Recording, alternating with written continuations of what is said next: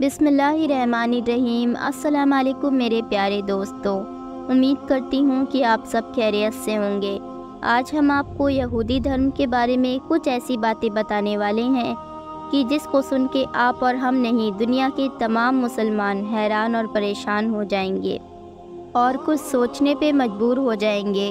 तो दोस्तों, गुजारिश करती हूँ कि आप इस वीडियो को आखिर तक ज़रूर देखिएगा और अपने दोस्तों में शेयर भी कर दीजिएगा।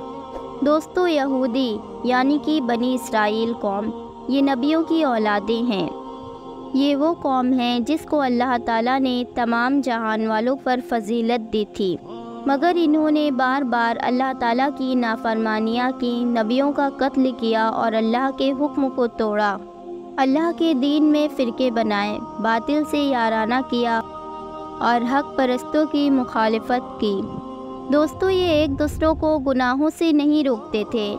इनके उल्मा और दीनदार लोग भी एक दूसरे को गुनाहों से नहीं रोकते थे, बल्कि इनकी बुराइयों में शरीक हो जाते थे, हक़ को छुपाते थे, अल्लाह ताला के हलाल को हराम और हराम को हलाल करार देते थे, जिसके सबब इन सब पे अल्लाह ताला ने ज़िल्लत और बुज़दिली को थोप दिया।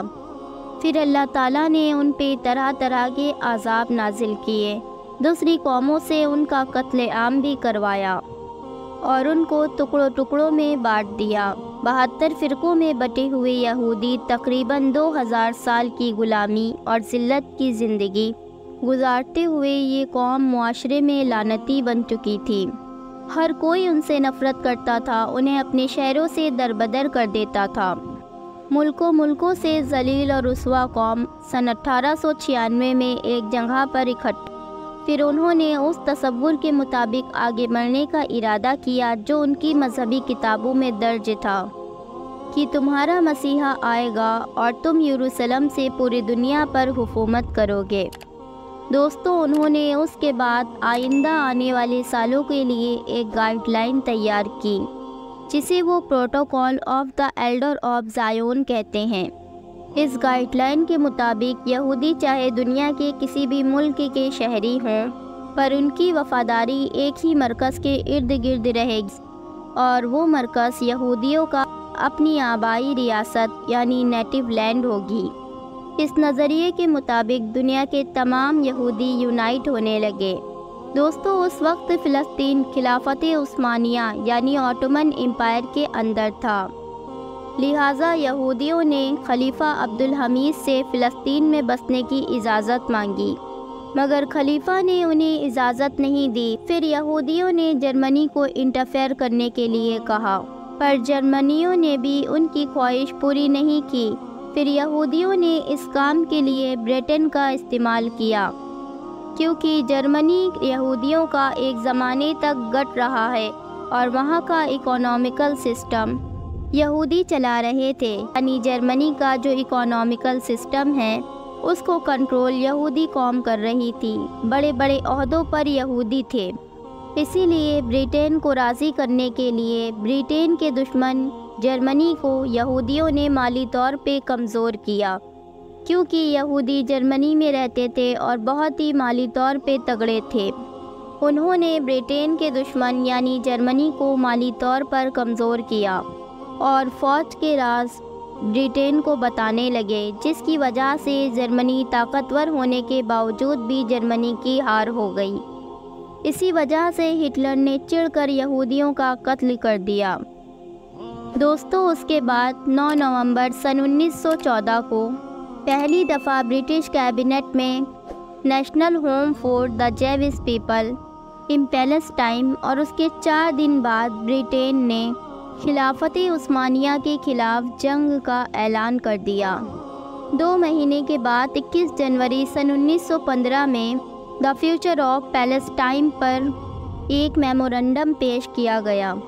2 नवंबर सन 1917 में बाल्फोर एग्रीमेंट हुआ, जिसके तहत ब्रिटिश गवर्नमेंट ने ये ऐलान किया कि वो फ़िलिस्तीन में यहूदियों के नेशन होम के क़याम के लिए वो तमाम कोशिशें सर्व करेगी और दुनिया भर में रहने वाले यहूदियों को एक कौम तसव्वुर करते हुए वहाँ पर उन्हें बसने का हक़ होगा।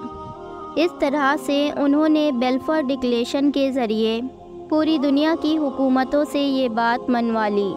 दुनिया भर में बसने वाली यहूदी कौम, चाहे वो कोई भी ज़बान बोलने वाली हो, किसी भी मुल्क में बसने वाली हो, और उन्हें इस अर्ज़ फ़िलिस्तीन पर आबाद होने का पूरा हक़ है। दोस्तों, उसके बाद सन 1919 में पहला यहूदी काफ़िला लंदन, पेरिस, बर्लिन में ऐसे मॉडर्न शहर में अपनी अरबों रुपयों की जायदाद और कारोबार छोड़कर हाइफा के रेगिस्तानों में आबाद होने के लिए जा पहुंचा, और आज तक उनका बसना जारी है। और वहाँ पर वो किसी पुरकशिश ज़िंदगी गुजारने या साइंसी टेक्नोलॉजी की तरक्की या एजुकेशन के लिए नहीं आए, बल्कि 100 साल से एक बड़ी जंग लड़ने के लिए आ रहे हैं, जो उनको मुसलमानों से लड़नी है और उनको एक ऐसी सल्तनत कायम करनी है जिसमें Jordan, Syria, Qatar, Bahrain, Kuwait, Yemen और मदीना तक आएगा। दोस्तों, आज हर यहूदी यही ख्वाब देखता है और उसके लिए घर बार छोड़कर इज़राइल आ जाता है, या फिर जहाँ कहीं भी है अपनी दौलत का अच्छा खासा हिस्सा इज़राइल की तरक्की के लिए भेजता है। दोस्तों, उसके बाद सन 1948 में भी ताकतों ने मिलकर फ़िलिस्तीन के एक बड़े इलाके को अरबों से छीन के यहूदियों को एक मुल्क बनाकर दे दिया, और इज़राइल बनते ही यहूदियों ने शुरू के 19 साल यहूदियों ने मुसलमान और अपने पड़ोसी मुल्कों से जंग जारी रखी और 1966 में यरूशलेम पे कब्ज़ा कर लिया। उसके बाद से आज तक इस मुल्कों में कभी भी यमन कायम होने नहीं दिया। दोस्तों, यहूदियों को उरूज हासिल होना तब से शुरू हुआ जब से उन्होंने ये शुरू किया, हम एक खुदा, एक तौरात को शरीयत बुनियाद पर एक कौम है। हम में से कोई जर्मन में रहता हो या अमेरिका में रहता हो या नाइजीरिया में रहता हो या फ़िलिस्तीन में, हम सब एक कौम हैं। उसे इस बात पे एक कामिल ईमान और यकीन रखना चाहिए कि उसे एक दिन उस अर्ज़ मुक़द्दस यानी यरूशलेम लौटना है जहाँ पर उसका मसीहा आएगा। यहूदी दरअसल जिसे अपना मसीहा कहते हैं, उसे इस्लाम में दज्जाल के नाम से जाना जाता है। तो खैर दोस्तों, यहूदियों के लिए हज़रत दाऊद अलैहिस्सलाम और हज़रत सुलेमान अलैहिस्सलाम की तरह एक आलमी हुकूमत कायम करने वाला वो मसीहा होगा। दोस्तों, आज वो इस बात की भी तैयारी कर रहे हैं कि उन्हें मुसलमानों के साथ एक बड़ी जंग लड़नी है।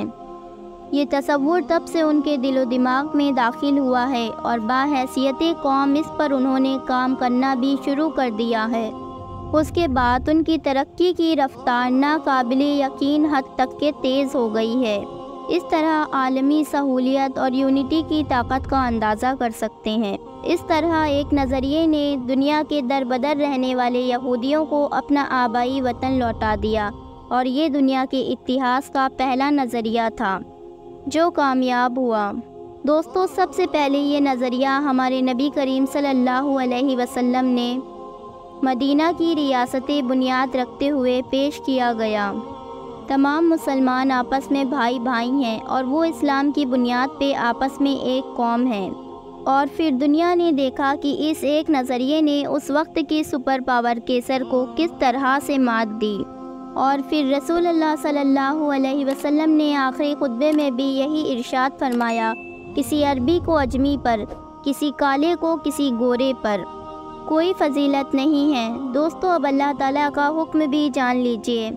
अल्लाह ताला कुरान में फरमाता है, सब मिल के अल्लाह की रस्सी को मजबूती से थाम लो और फ़िरक़ों में ना बटो। एक जगह पे अल्लाह ताला कुरान में इरशाद फरमाता है, जिस जगह पे भी, जिस मामले पे भी तुम्हारा इख्तिलाफ हो, उसका फ़ैसला करना अल्लाह का काम है। दोस्तों, इसीलिए आज भी वक्त है कि संभल जाइए, क्योंकि दुश्मनाने इस्लाम जानते हैं कि जब तक हम बिखरे रहेंगे तक हम फ़िरक़ों में हैं, जब तक हम गुनाहों में हैं तब तक हम ऐसे ही ज़लील होते रहेंगे, जिस तरह से हज़ारों सालों तक यहूदी ज़लील होते रहे थे। दोस्तों, हम उम्मीद करते हैं कि आपको ये इन्फॉर्मेटिव वीडियो बेहद पसंद आई होगी। वीडियो को एक लाइक करके इस इन्फॉर्मेशन को अपने दोस्तों तक शेयर ज़रूर कीजिएगा। मेरे चैनल पे नए हैं तो चैनल को सब्सक्राइब करके बेल का बटन ज़रूर प्रेस कीजिएगा। इंशाअल्लाह फिर मिलती हूँ एक नई वीडियो के साथ। अल्लाह हाफ़िज़।